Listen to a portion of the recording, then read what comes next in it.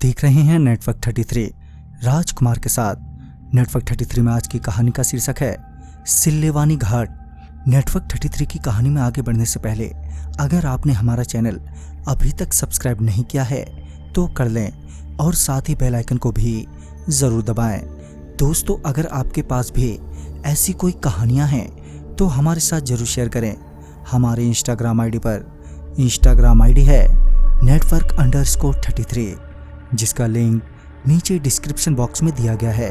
तो चलिए बढ़ते हैं आज की कहानी की ओर। भोपाल से छिंदवाड़ा बाय रोड आते हुए हम लोग बीच बीच में हाईवे से सटे ढाबों पर कुछ देर रुकते और खाने पीने के बाद वहां से आगे निकल जाते। हम लोग कार से भोपाल से छिंदवाड़ा का सफर कर रहे थे। पापा कार चला रहे थे और मम्मी बगल की सीट पर बैठी थी, तो वहीं हम दोनों बहन भाई पिछली सीट पर बैठकर एंजॉय कर रहे थे। सब कुछ सही लग रहा था।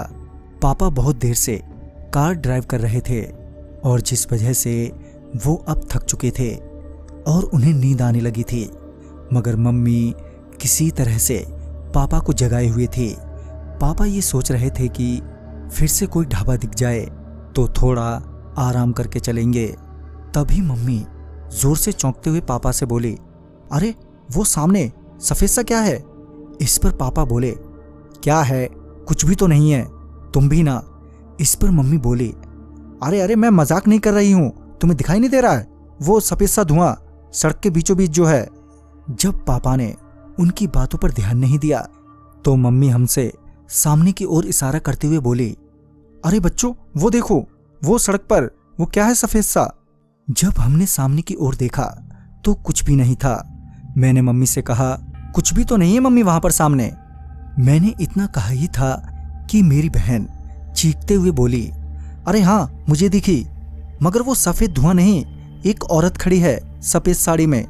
मगर मुझे अभी भी कुछ वैसा नजर नहीं आ रहा था। तभी पापा हमें डांटते हुए बोले, तुम मुझे कार ड्राइव करने दोगे कि नहीं?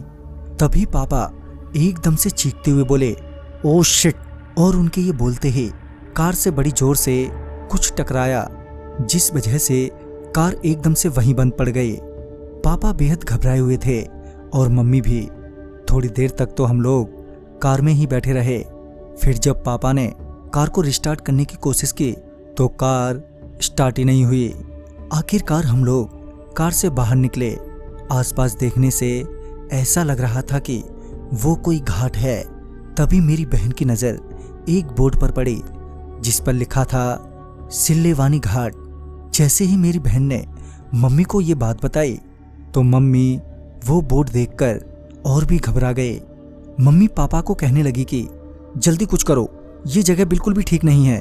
दरअसल मम्मी को पता था कि सिल्लेवानी घाट प्रेत बाधित है और यहाँ कई सारे हादसे हुए हैं, जिस वजह से वो वहाँ से जल्दी निकलना चाहती थी। ऊपर से जो अभी हमारे साथ हुआ वो भी समझ से परे था। तभी पापा को दूर एक बत्ती जलती नजर आई। पापा उस उम्मीद में वहां पहुंचे कि शायद कोई मदद मिल जाएगी। जब मैं और पापा वहां पहुंचे तो पता चला कि वो एक छोटी सी गैरेज की दुकान है और बिछी खाट पर कोई सोता हुआ हमें नजर आया। तभी हमने उसे उठाया और हमारी मदद करने को कहा, मगर वो हमारी मदद को इसलिए तैयार नहीं हो रहा था क्योंकि हमारी कार घाट वाले रोड पर खड़ी थी। पापा ने बड़ी मिन्नतें की, फिर कहीं जाकर वो हमारी मदद के लिए तैयार हुआ। जब हम उस मैकेनिक को लेकर घाट पर पहुंचे जहां हमारी कार खड़ी थी तो उस मैकेनिक ने हमें कार में बैठने को कहा और फिर कहा, जैसे ही आपकी कार स्टार्ट हो जाए आप बिना देरी किए यहाँ से निकल जाना और पूरे रास्ते अपने कार के शीशे बंद ही रखना, नहीं तो कुछ भी हो सकता है। हम लोग उसके कहे मुताबिक कार में बैठ गए और कार के शीशे बंद कर लिए। उसके बाद उस आदमी ने कार के बोनेट पर हाथ रखा। फिर थोड़ी ही देर बाद पापा को कार स्टार्ट करने का इशारा किया और पापा ने कार स्टार्ट की तो हमारी कार एकदम से स्टार्ट हो गई। कार के स्टार्ट होते ही वो आदमी एकदम से गायब हो गया।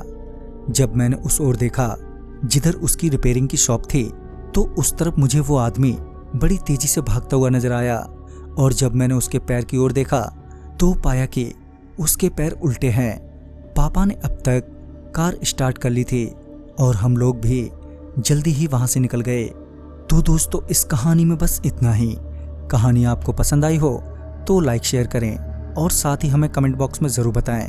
तो मैं आपका दोस्त राजकुमार जल्द ही मिलूंगा आप ही की भेजी हुई एक नई कहानी के साथ। तब तक के लिए बाय एंड टेक केयर।